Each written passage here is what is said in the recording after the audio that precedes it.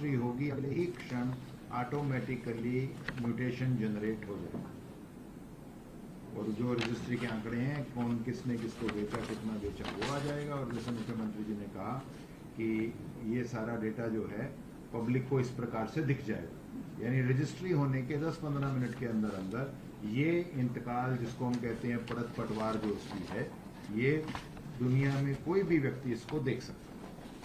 और इस पे आपत्ति करने के लिए आगे बटन बनाए गए हैं।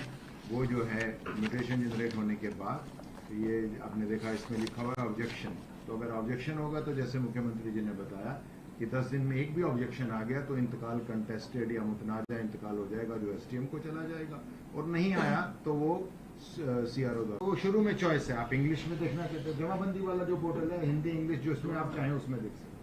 सर ये कोर्ट की डिग्री वाले जो ऑर्डर, कोर्ट की डिग्री के आधार पे नहीं, ये सिर्फ वो हैं जो सेल, मॉर्टगेज या ट्रांसफर, फैमिली ट्रांसफर और या गिफ्ट। क्योंकि डिग्री के बाद तो रेवेन्यू को अपना काम करना होता है। डिग्री जब होती है तो फिर रेवेन्यू उसको एक्सेप्ट करके उसकी फर्दर प्रक्रिया वो करते हैं, उसके बाद ये लागू होगा जी। ऐसा ही एक दूसरा जो व्यवस्था हमने बनाई है कि जो रजिस्ट्रियां हैं वो सब तहसीलों में होती हैं, तहसीलदार, नायब तहसीलदार वो सब करते हैं। अब से व्यवस्था की गई है कि सभी एसडीएम्स जो में यदि एसडीएम है तो वहां जाके करा सकते हैं, अगर डीआरओ है तो वहां जाके करा सकते हैं।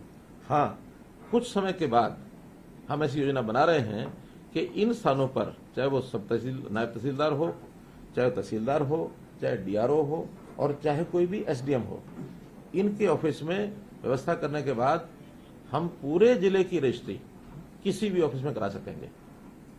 अभी तो तहसील के अंदर की करा सकेंगे, फिर पूरे जिले की करा सकेंगे। बहुत जल्दी उसका भी हम सिस्टम बना करके और आपको, आपके माध्यम से हमारे लोगों को हम बताएंगे।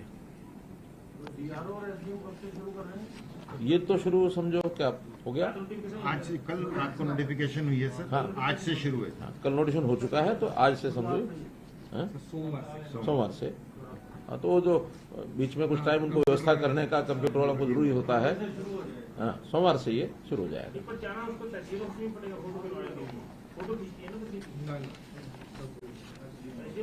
हाँ, वहीं जहाँ कराएगा वहीं, यानी तहसीलदार की सारी पावर्स जो हैं रजिस्ट्रेशन के संबंध में जो हैं वो सभी अब डीआरओ को और एसडीएम्स को दे दी गई। उसको भी एक प्रकार का, हाँ, तहसीलदार एक प्रकार का, वो भी सब रजिस्ट्रार की उसकी जो पावर्स हैं रजिस्ट्रेशन के संबंध की, वो सारी उसको हो गई। तो जो तहसीलदार करता है वो करेगा। यानी एक प्रकार से वो तहसीलदार की और भी पावर्स होती हैं, केवल सब रजिस्ट्रेशन की जो पावर है उसको मिली है। फुल फ्लेज तहसीलदार तो उसको नहीं कहेंगे, लेकिन रजिस्ट्रेशन की पावर्स ये अब एसडीएम को और डीआरओ को भी दे दी गई।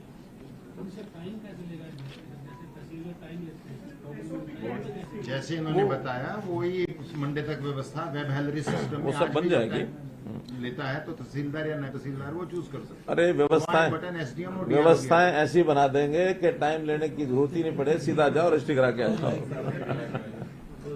आखिर ये तो पुराने विषय है कि लाइन लगा के टाइम ले, फिर कोई करंट में कराओ, कोई वो क्या उसको बोलते हैं पैसे स्पेशल दे के, क्या तत्काल में कराओ, कुछ और कराओ।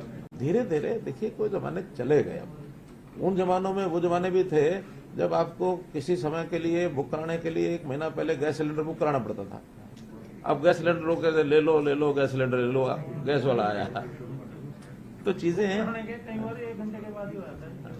चीजें धीरे धीरे, अब युग भी बदल रहे हैं, व्यवस्थाएं भी बदल रही हैं।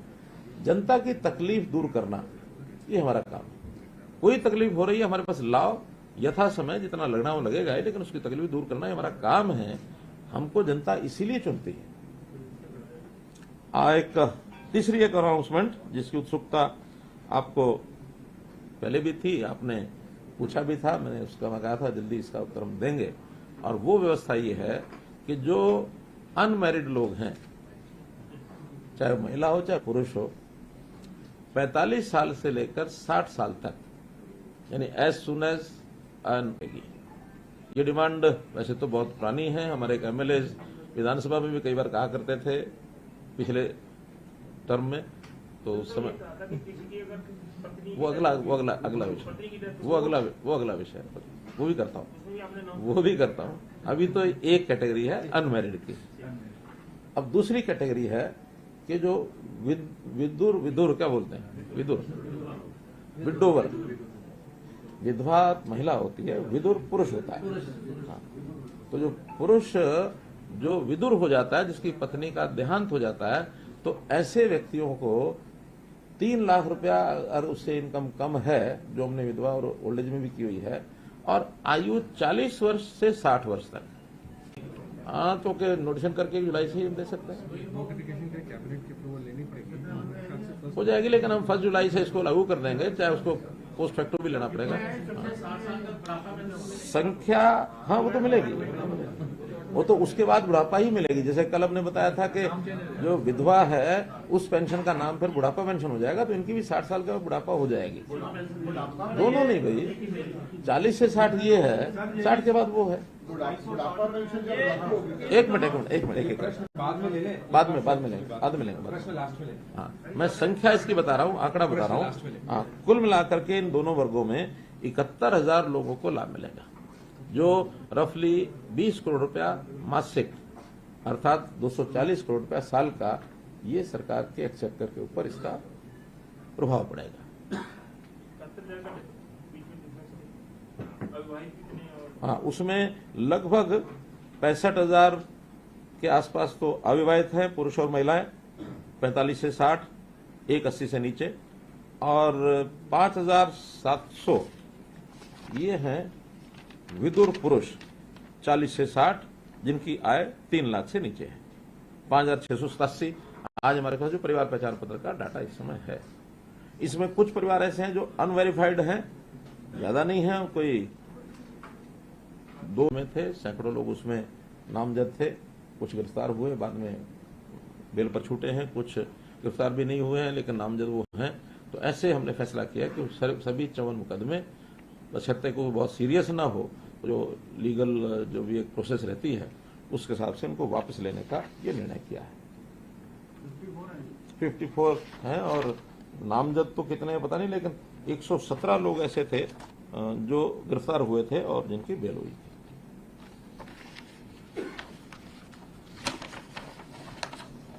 आज के प्रमुख विषय तो यही थे।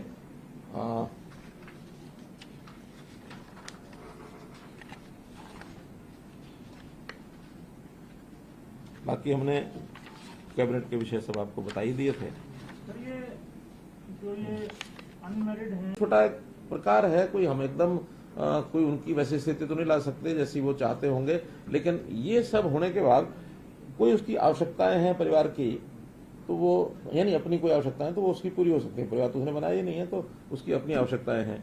किसी को छोटा मोटा मानो बहन है, कोई और है, किसी को लेना देना वो अपना कर सकता है। तो कुल मिलाकर के आय जिसकी बहुत कम है उसको एक सम्मानजनक तरीके से अपना जीवन जीने में कुछ सहयोग हो जाए, ये हमने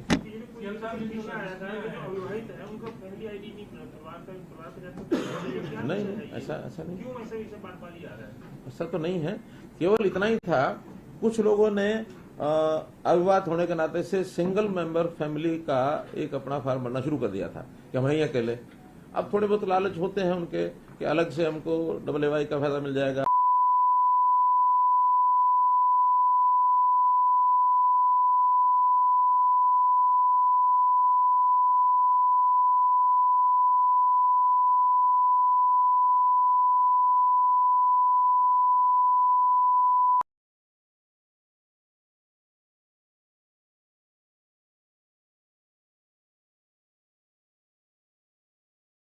एक्वागार्ड, जो पानी में छुपे वायरस और बैक्टीरिया को निकालता है। एक्वागार्ड, पानी साफ तो हमसे।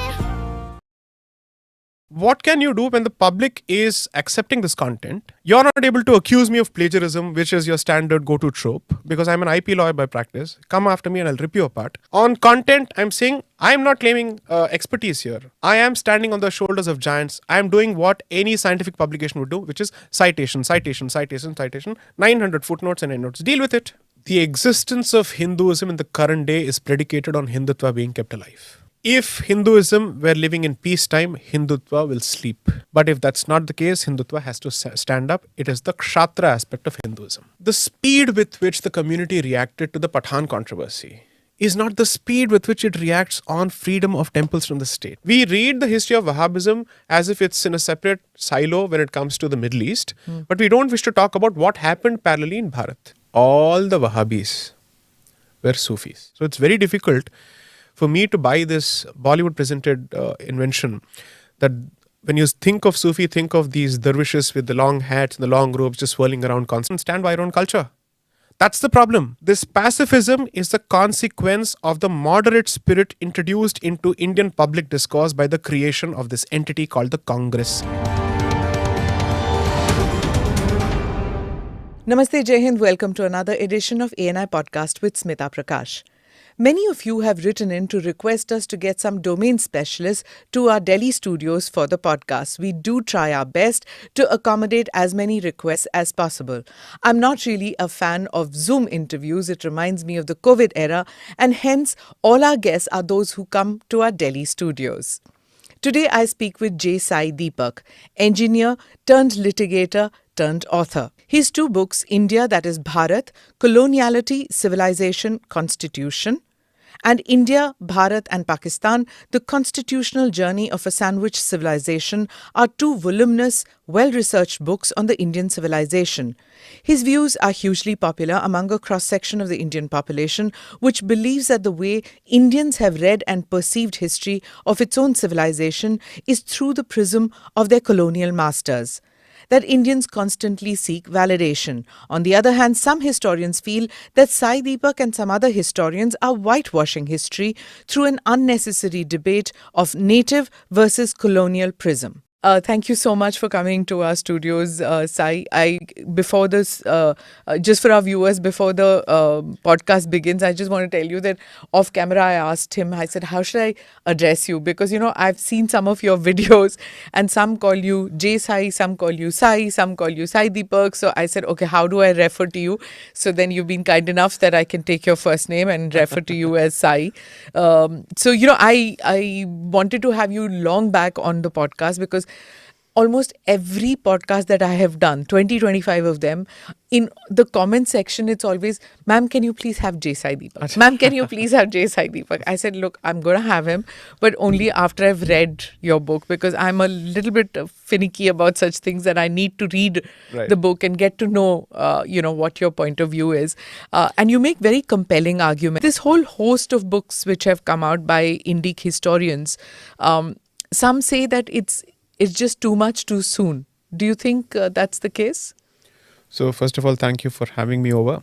I'm happy that someone's at least asked me, how do you wish to be addressed? And they've got my name right. So thank you so much. Okay. I think your podcast with Vikram was fabulous. Vikram, of course, is brilliant at his subject. And I would say he certainly he fits the definition of a true blue Indic historian. And he's taking forward the legacy of people like Dr. Meenakshi Jain and others in a very brilliant way. And I think people like Vikram and people of this generation, fortunately, we have the social media positional advantage, which the previous generation did not have. And since there were gatekeepers of scholarship around that particular generation, the others weren't able to break through that let's say, that iron fort. Fortunately, I think that bastion has now been broken into. Now, to respond to your question, I think the pace at which narratives are being set up, citing, I would say, distorted history. Ever since what I would call the tectonic year 2019, with multiple developments back to back, August 5th, then you had the CAA, then you had the Ayodhya judgment, then you had the status quo order in Sabarimala case and whatnot. So much going on that the central issue, in one way or the other, was always about the identity of this country. Its fundamental parichay. And therefore, I think it was imperative for these works to come out in quick succession, putting out multiple perspectives. Allow me to say this without an iota of false modesty. I'm certainly nowhere in the same league as Mr. Sanjeev Sanyal or Vikram Sampath or any of these people, because they're brilliant at their own subjects. For instance, Mr. Sanyal, who's just come out with this brilliant book on revolutionaries of Bharat, who's great at economics and history.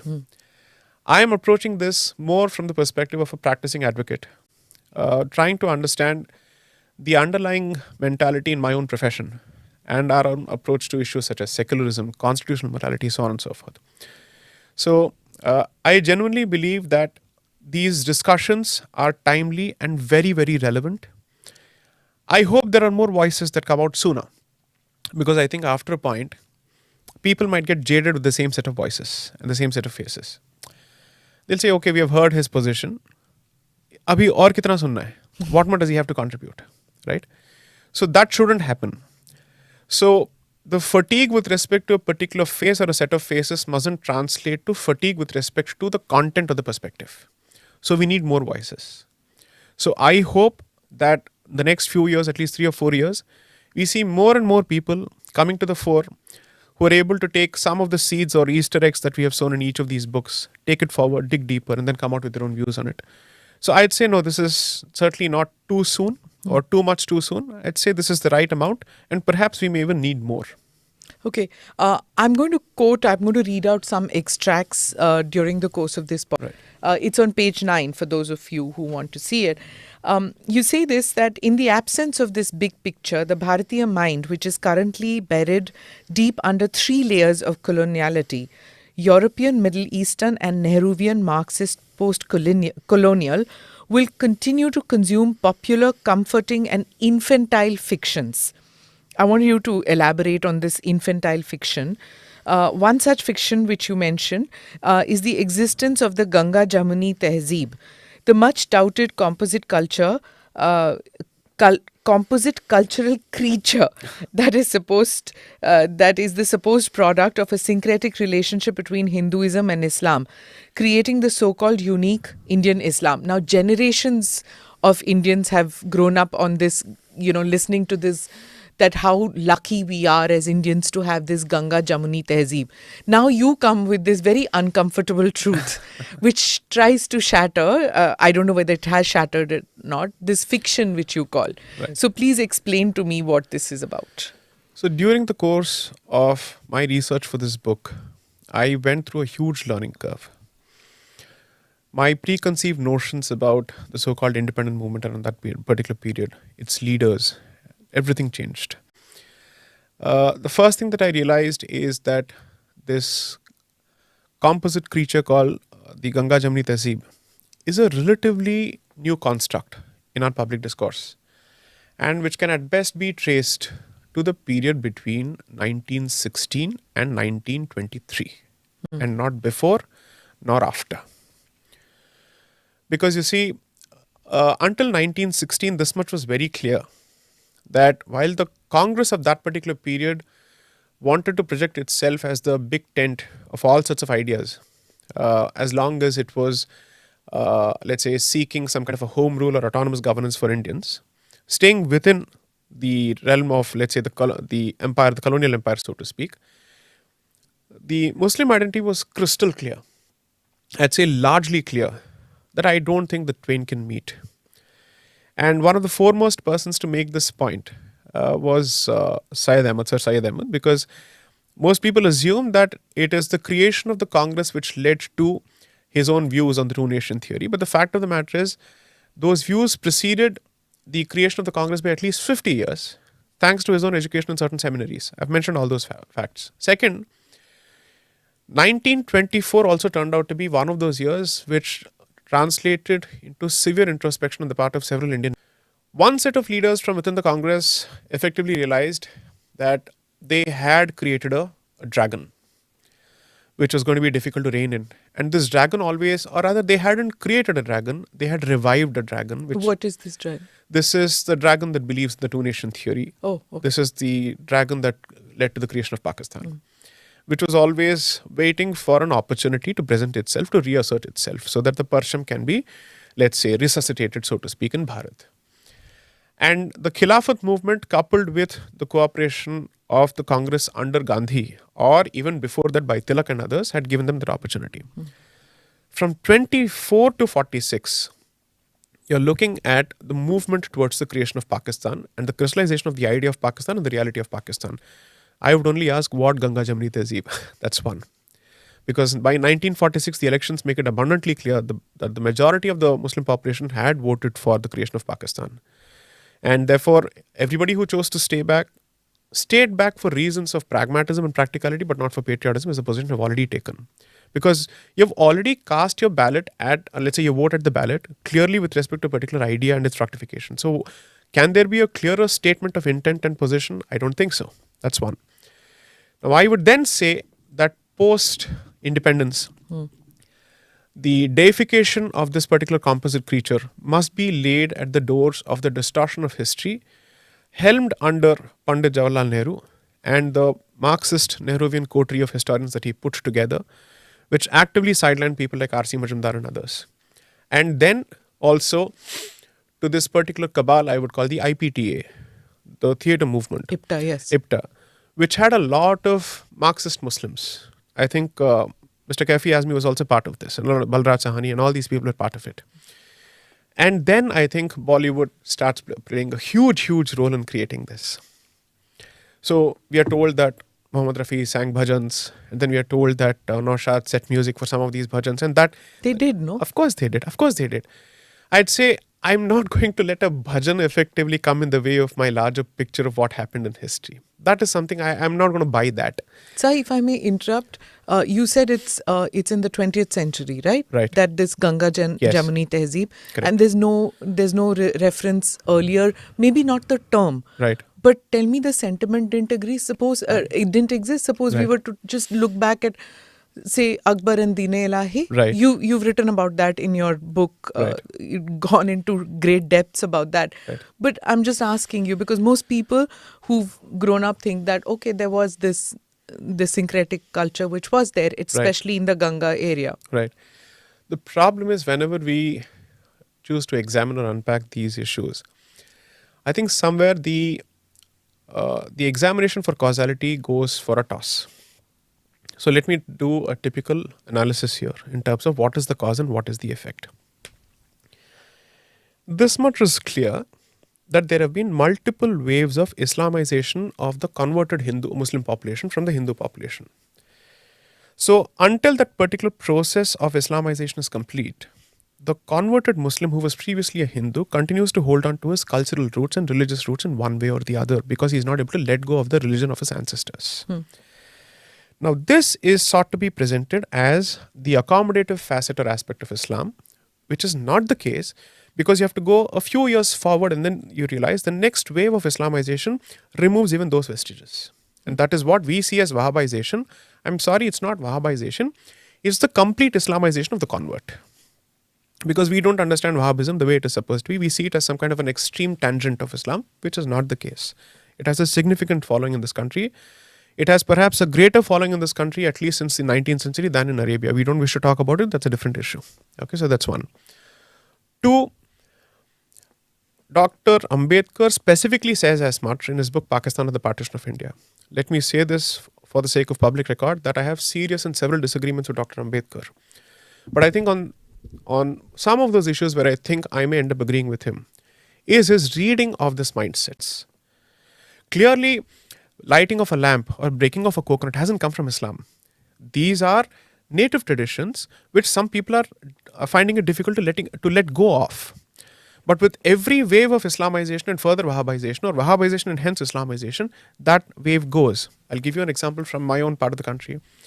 In Hyderabad, there was a point where perhaps the burqa was common, but the hijab wasn't. And you would rarely find Muslim men wearing the abaya. That's not the case anymore. You find it in the Hyderabad airport. You go to Mangalore, you'll find it. You'll find it in Tamil Nadu. Kerala has been the case for a very long time, by the way. Most people don't know this. So therefore, I'm asking myself, the visible symbols have changed. Is it your case that this is purely an external change? Or is it not the product of a change in the mindset? Then what do you make of the hijab controversy that happened recently? Could this controversy have been expected a few years ago or a few decades ago? Because our analysis is stuck in some kind of ossified time frame where we're saying this is the golden period where this syncretic creature existed. We are unable to see what happened before. We are unable to see the existence of this period in the larger context and what happened later.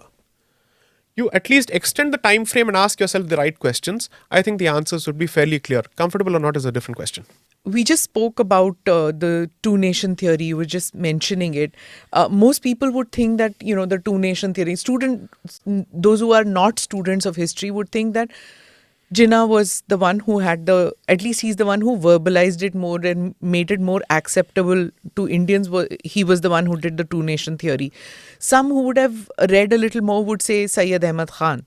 Shashi Tharoor says it's Savarkar. So where did it origin? Where was the origin of the two-nation theory? Right. And where is it now? Because even now it's being talked about. So I'll give you 4 names and 4 timelines.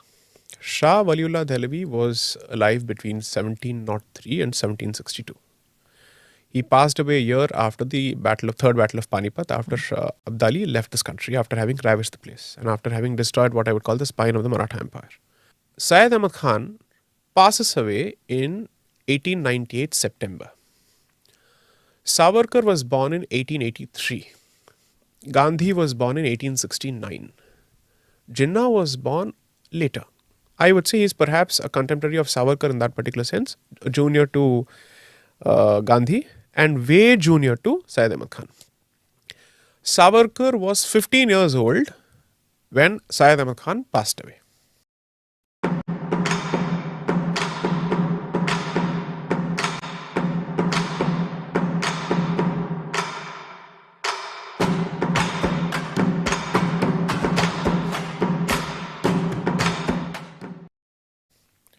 So you must credit him with a lot of genius to say that 15-year-old boy created the two-nation theory.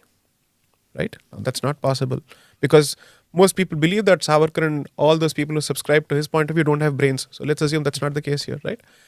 Now then you go to the next issue. Please, listeners, if you are not watching this on video, Sai is being sarcastic out here. So, okay, yeah.